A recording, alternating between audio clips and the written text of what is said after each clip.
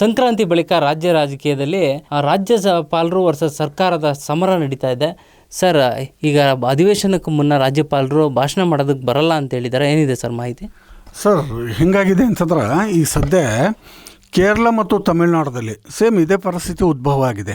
ಇಲ್ಲೂ ಕೂಡ ಮನ್ರೇಗದ ಅದನ್ನು ವಿರೋಧವಾಗಿ ಸ್ಪೆಷಲ್ ಅಧಿವೇಶನ ಕರೆದಾಗ ಈ ರಾಜ್ಯಪಾಲರು ಆಟೋಮೆಟಿಕ್ಲಿ ಅವರು ಇಲ್ಲ, ನಾ ಬರೋದಿಲ್ಲ ಅಂತ ಹೇಳಿದ್ದಾರೆ. ಯಾಕಂದರೆ ಕೇಂದ್ರ ಸರ್ಕಾರದ ವಿರುದ್ಧದ ಮಾತುಗಳು ಇವೆಲ್ಲ.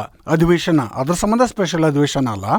ಆದರೆ ನಮ್ಮ ಕಾನೂನು ತಜ್ಞರಾದಂಥ ಶ್ರೀ ಅಶೋಕ್ ಹಾರ್ನಳ್ಳಿ ಅವರು ಹೇಳಿದರು, ರಾಜ್ಯಪಾಲರು ಇದು ವರ್ಷದ ಮೊದಲ ಅಧಿವೇಶನ, ಇಲ್ಲಿ ಮಾತಾಡಲೇಬೇಕು ಅಂತ ಹೇಳಿದರು. ಆದರೆ ರಾಜ್ಯಪಾಲರು ಅದನ್ನು ಡಿನೈ ಮಾಡ್ತಾ ಇದ್ದಾರೆ. ಯಾಕಂತಂದರೆ ಮನ್ರೇಗಾದ ಇದು 14 ಪ್ಯಾರಾ ಇದೆ ಅಂತ ಅದ್ರ ವಿರುದ್ಧವಾಗಿ. ಅದು ಎಲ್ಲ ಪ್ಯಾರಾಗಳು ತೆಗೆದ್ರೆ ನಾನು ಬಂದು ಮಾತಾಡ್ಲಿಕ್ಕೆ ಸಿದ್ಧ ಅಂತ ಹೇಳಿದ್ದಾರೆ. ಇಡೀ ರಾಜ್ಯ ಸರ್ಕಾರ ಒಂದು ನಿಯೋಗ ಹೋಗಿ ರಾಜ್ಯಪಾಲರನ್ನು ಮನವೊಲಿಸ್ತಾ ಇದೆ. ಬಟ್ ಅವರು ಬರಲೇಬೇಕು ಅಂತ ಅವರು ಬರಲ್ಲ ಅಂತ ಅವರು ಈಗ ಮೋಸ್ಟ್ಲಿ ಬರ್ತಾರೆ. ಆದರೆ ಆ ಪ್ಯಾರಾಗಳು ಏನಿದೆಯಲ್ಲ ಮನ್ರೇಗಾ ವಿರುದ್ಧ, ಕೇಂದ್ರ ಸರ್ಕಾರ ವಿರುದ್ಧ, ಆ ಪ್ಯಾರಾಗಳನ್ನು ಓದೋದಿಲ್ಲ ಅವರು, ನನ್ನ ಅಭಿಪ್ರಾಯದ ಪ್ರಕಾರ. ಇದು ಈಗ ಕೇರಳದಾಗೂ ಅದೇ ಸೇಮ್ ಆಯಿತು, ತಮಿಳ್ನಾಡ್ದಾಗೂ ಅದೇ ಸೇಮ್ ಆಯಿತು, ಕರ್ನಾಟಕದಾಗೂ ಅದೇ.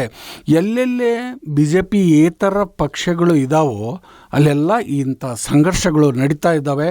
ಈ ಸಂವಿಧಾನ ಬಿಕ್ಕಟ್ಟು ನಾಳೆ ಬಗೆಹರಿಬಹುದು ಅಂತ ಅನಿಸ್ತದೆ. ಅವ್ರು ಬಂದು ಹೋಗ್ಬಿಡ್ತಾರೆ. ಬಟ್ ಆ ಪ್ಯಾರ ಓದೋದಿಲ್ಲ ಅವರು. ಆ ವಿರುದ್ಧದ ಪ್ಯಾರಾಗಳು ಏನಿದಾವಲ್ಲ ಅದನ್ನೆಲ್ಲ ಅವರು ಓದೋದಿಲ್ಲ. ಮತ್ತೆ ಇಲ್ಲೇ ಜಗಳ ಶುರು ಆಗುತ್ತೆ. ಆಗಲಿ, ಅಧಿವೇಶನ ನಡೆಯುತ್ತೆ ಅಂತ ಹೇಳ್ತಾ ಇದ್ದಾರೆ.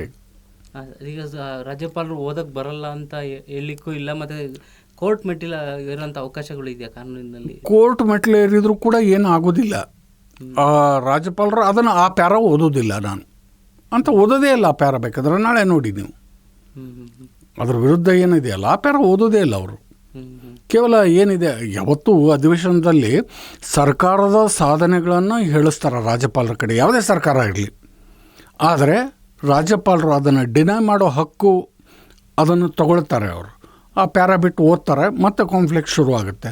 ಇಲ್ಲ ರಾಜ್ಯಪಾಲರು ಹಾಗೆ, ರಾಜ್ಯಪಾಲರು ಏನಿದೆ, ಒಂದಕ್ಕೊಂದು ಶುರು ಆಗುತ್ತೆ. ಬಟ್ ರಾಜ್ಯಪಾಲರಿಗೆ ಇವರು ಕಾನೂನು ಇದು ಸಂವಿಧಾನ ಬಿಕ್ಕಟ್ಟು ಅಂತೇನು ಹೋಗ್ತಾರಲ್ಲ, ಅದು ಆಗೋದಿಲ್ಲ. ನಾಳೆ ಬಂದು ಓದ್ತಾರೆ ಅವರು. ಕರ್ನಾಟಕ ರಾಜಕೀಯದ ಇತಿಹಾಸದಲ್ಲಿ ಈ ಥರದ್ದು ಘಟನೆ, ರಾಜ್ಯಪಾಲರು ಭಾಷಣ ಓದಲ್ಲ ಅಂತ ಹೇಳಿದ್ದು ಇದೇ ಫಸ್ಟ್ ಮೊದಲನೇ ಅನ್ಸುತ್ತೆ. ಮೋಸ್ಟ್ಲಿ ಇದೇ ಮೊದಲ.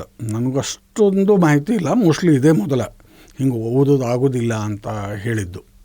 ತಮಿಳುನಾಡು, ಕೇರಳ, ಪಶ್ಚಿಮ ಬಂಗಾಳದಲ್ಲಿ ಆಗಿತ್ತು. ಪಶ್ಚಿಮ ಬಂಗಾಳ, ಕೇರಳ, ತಮಿಳುನಾಡು ಇವೆಲ್ಲ ರಾಜ್ಯಗಳಲ್ಲಿ ಇಂಥ ಬಿಕ್ಕಟ್ಟು ತಲೆದೋರಿದೆ ಅಲ್ಲಿ. ಎಸ್, ನಮ್ಮ ಚೀಫ್ ರಿಪೋರ್ಟರ್ ನರಸಿಂಹರಾವ್ ಅವರು ಹೇಳಿದಾಗೆ ರಾಜ್ಯಪಾಲರು ನಾಳೆ ಭಾಷಣ ಮಾಡ್ತಾರೋ ಇಲ್ವೋ ಅಥವಾ ಬರ್ತಾರೋ ಇಲ್ವೋ ಅನ್ನೋ ಕುತೂಹಲ ಅಲ್ಲ. ಈಗಿರೋಂಥ ಮಾಹಿತಿ ಪ್ರಕಾರ ರಾಜ್ಯಪಾಲರು ನಾಳೆ ಜಂಟಿ ಅಧಿವೇಶನ ಉದ್ದೇಶಿಸಿ ಭಾಷಣ ಮಾಡೋಕ್ಕೆ ಬರ್ತಿದ್ದಾರೆ.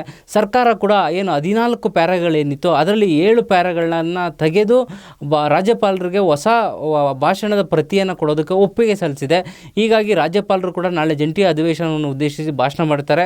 ಇಷ್ಟೊತ್ತರೆಗೂ ಏನು ಸಂವಿಧಾನದ ಬಿಕ್ಕಟ್ಟು ಎದುರಾಗಿತ್ತು ಅದು ಒಂದು ಕ್ಷಣದಲ್ಲಿ, ಒಂದು ಕೂದಲೆಳೆ ಅಂತರದಲ್ಲಿ ಸರ್ಕಾರ ಕೂಡ ಪಾರಾಗಿದೆ. ಈಗ ಸಂವಿಧಾನದ ಬಿಕ್ಕಟ್ಟು ಬಗೆಹರಿದು ನಾಳೆ ರಾಜ್ಯಪಾಲರು ಕೂಡ ಜಂಟಿ ಅಧಿವೇಶನವನ್ನು ಉದ್ದೇಶಿಸಿ ಭಾಷಣ ಮಾಡ್ತಾರೆ ಅನ್ನೋ ಮಾಹಿತಿ ಸದ್ಯಕ್ಕೆ ಲಭ್ಯವಾಗಿದೆ.